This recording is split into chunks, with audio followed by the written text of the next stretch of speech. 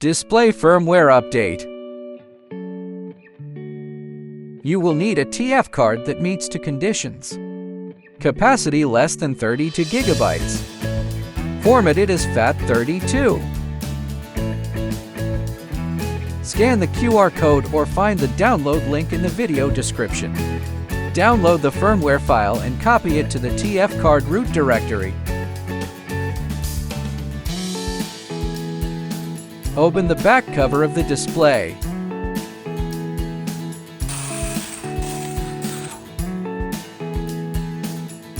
Insert the TF card.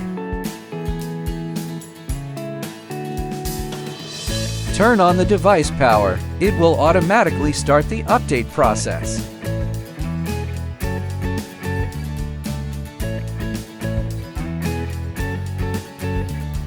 After the upgrade is complete, remove the TF card and restart the device.